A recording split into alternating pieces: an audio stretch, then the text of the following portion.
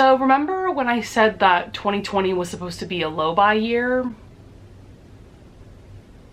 Hello everyone, my name is Rachel. Welcome back to my channel. Today I am bringing you guys a ginormous book haul. This might be the biggest book haul that I've ever done on my channel. So yeah, 2020 was definitely supposed to be a low buy year for me because I am running out of room on my bookshelves essentially. But then all of the craziness with quarantine happened, and also the historical romance readathon happened. I will link my reading vlog for that up in the cards above. I actually had a lot of fun making that vlog for you guys and reading historical romances for a week. It was hosted by Jess from Peace Love Books and Lacey from Lacey Book Lovers and Lisa from Remarkably Lisa. I will link all of their channels down below in the description. And because that readathon happened, I realized that I adore historical romances a lot, actually. What can I say? I just love romance, and historical romances are literally the perfect way to escape during a crazy time. Yeah, most of this haul is going to be pretty much all historical romances by various authors, but I do also have a stack of books of pre-orders and different things like that. So without further ado, let's just get into it. The first massive stack of books I have here with me are all by Tessa Dare. I decided to buy all of her backlist titles that she has published with Avon. She has written some historical romances either self-published or through maybe a smaller publisher. But yeah, these are all of the romances that she has written specifically with Avon. And I feel like I talk about Tessa Dare all the time because she is one of my all-time favorite authors at this point.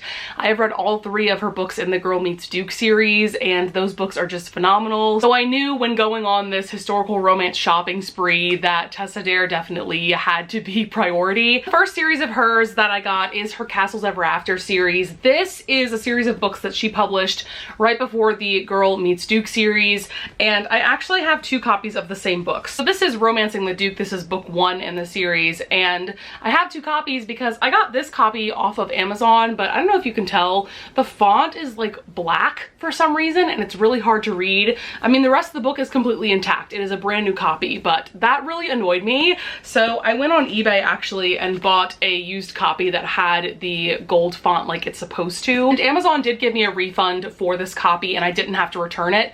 So I might actually include this in a giveaway for you guys. I mean, this is a perfectly intact copy. Like I said, it just has the black font. Also, what I love about historical romances is the fun step back. So here's the one for Romancing the Duke. Then moving right along, this series has 4 books. So the next book is Say Yes to the Marquis. And here is the step back for that one. Then we have When a Scot Ties the Knot. And here's the step back for that. That's really gorgeous. And then finally we have Do You Want to Start a Scandal? This copy does not have a step back, unfortunately. But this is an interesting book too because it's kind of a crossover with the Castles Ever After series and her Spindle Cove series, which I also bought. And yeah, this is a very, very beloved series by Tessa Dare, so I definitely plan on starting it really soon. Speaking of the Spindle Cove series, I did buy all of the books in that series as well. So this is the series that she published before the Castles Ever After series, and this one seems to be kind of hit or miss with a lot of people that I follow on Goodreads at least. There are some books in this series that are unanimously loved and then other books that a lot of people don't really like, but it's Tessa Dare. For me, she can do no wrong, so I just went ahead and bought all of them. So the first book in the series is A Night to Surrender. Moving right along, we have A Week to be Wicked. After that is A Lady by Midnight. I love this cover because purple is my favorite color ever. After that, we actually have a novella in the series. This is Beauty and the Blacksmith. Then we have the last full novel of the series, which is Any Duchess Will Do. And then finally we have another novella, which is called Lord Dashwood Missed Out. So yeah, I am super pumped to have all of these books in my collection and I cannot wait to read them ASAP. I went ham and bought a lot of Lisa Kleypas's books because I read one of her novels for the Historical Romance Readathon, which is Lady Sophia's Lover, which I did buy a physical copy of a couple weeks ago. And I enjoyed this one a lot. Lisa Kleypas is actually a historical romance author that so many people love in the booktube community and the romance community. And so after reading this book and really enjoying it, I think I gave it either a 4 or 4.5 stars. So I just decided to buy like a nice little sampling of her books. And so the first books I got are actually an entire series. This is her Wallflower series. It is a series of 4 books. The first book is called Secrets of a Summer Night. I love her covers. I think they are so gorgeous. Then after that we have It Happened One Autumn. There's that one. Then Devil in Winter. It used to be like her most popular book ever. So many people have read this as their first Lisa Kleypas book and absolutely adore it. So I am definitely excited about getting to this one. And then the last book in the series is Scandal in Spring. So I'm so happy to have these in my collection. I think these are just beautiful additions. And then I did buy a couple of random books of hers from just different series. So the first one I have is Dreaming of You. This is book 2 in her like Gambler something series, but the series only has 2 books. So this is book 2. This is another book that so many people rave about and say that this is their favorite Lisa Kleypas book ever. So I'm really excited to get to this one. Next, I have Mine Till Midnight. This is actually book 1 in her Hathaway series. This one seems to be the most beloved of that entire series. I think there's 5 books in that series total. And then the last book I got is Devil in Spring. This is book 3 in her Ravenel series. And again, this is the book that is definitely well beloved in that particular series. And here is the beautiful step back we have going on. Okay, so now we're gonna get into more like the miscellaneous authors. Again, these are all historical romances. The first book I have is How the Duke Was Won by Lenora Bell. This is actually a book, I'm so excited about this. I won this as part of the Historical Romance Readathon giveaway that they did in collaboration with Lenora Bell, who is a historical romance author. Her books are very much well loved as well. And this is the first book in her Disgraceful Duke series. And what attracted me to this book is that it's like a historical romance meets The Bachelor, and that sounds really fun. I've heard really great things about this book in particular. So yeah, I'm very excited about that one. Then we have 2 books by Joanna Shupe. I decided to give her Uptown Girls series a chance. First book of the series is The Rogue of Fifth Avenue. I'm actually reading this right now and I'm really enjoying it. I have read a novella of Joanna Shupe's before. I gave it like 3 stars. It was okay. But a lot of people have been raving about this series recently, and the third and final book, which is called The Devil of Downtown, is coming out in June, and I am so excited because I actually got an e-arc of it from NetGalley.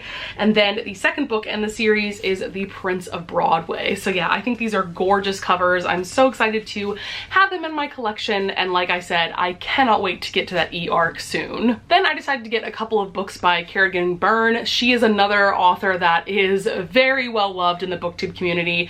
These are both books that are part of the same series, but I cannot remember what that series is called right now. But the first book is called The Highwaymen. So many people have been reading this recently and giving it 5 stars and raving about how epic the romance in this is. So I'm very excited about having this one. And then the other one is The Duke with the Dragon Tattoo. This is another one that a lot of people really enjoy, and I think it's about a pirate, maybe, which like I'm a sucker for pirate romances, so yes please. Next book I got is One Good Earl Deserves a Lover by Sarah MacLean, and here is the step back with that one.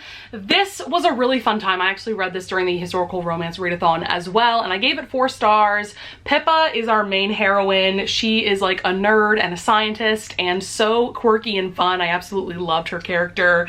I do definitely recommend this if you're looking for something a little bit different in the genre because of the characters, and I do also think that Sarah MacLean has a very unique writing style. Next we have 2 books by Jennifer Ashley. The first one I have here is The Madness, ooh that's shiny, The Madness of Lord Ian Mackenzie, and then the second book is Lady Isabella's Scandalous Marriage. These are books 1 and 2 of a series, but I cannot remember what they're called. I think it's the Mackenzie series, and this one in particular, the Lord Ian Mackenzie one, is raved about so much. I think the hero is actually a nerd and he was committed to an asylum at some point. Yeah, I've heard nothing but great things about these books, so I'm excited to have them in my collection.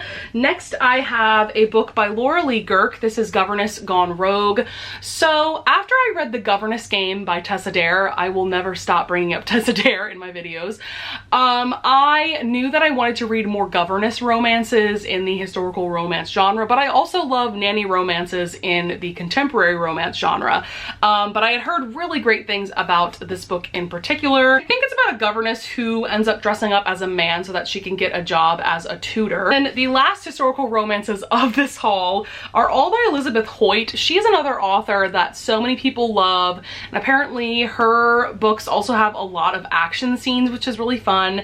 And all three of these books are a part of her Maiden Lane series. Apparently this series centers around all of these guys that dress up as this vigilante known as the Ghost of St. Giles, and that sounded really, really fun.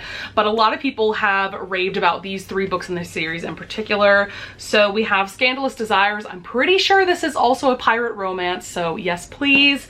Then we have Thief of Shadows, which I need to take that sticker off the cover. And then finally Lord of Darkness. All right, we made it past all of the historical romances, so now we're gonna get into some of my pre-orders and other things like that. So the first book we have here is Succubus Blues by Rochelle Mead. Rochelle Mead is the same author as Vampire Academy and the Bloodline series, so I already know that I love her writing style a lot. But as far as I know, this is an adult paranormal romance series. I'm not really sure, but this book in particular was raved about so much by Bree from In Love and Words. I will link her channel up in the cards above. She's one of my favorite romance booktubers, and she raves about this book so much. I'm actually going to read the blurb a little bit because it's a very interesting premise. So it says, when it comes to jobs in hell, being a succubus seems pretty glamorous. A girl can be anything she wants, the wardrobe is killer, and mortal men will do anything just for a touch. Granted, they often pay with their souls, but why get technical?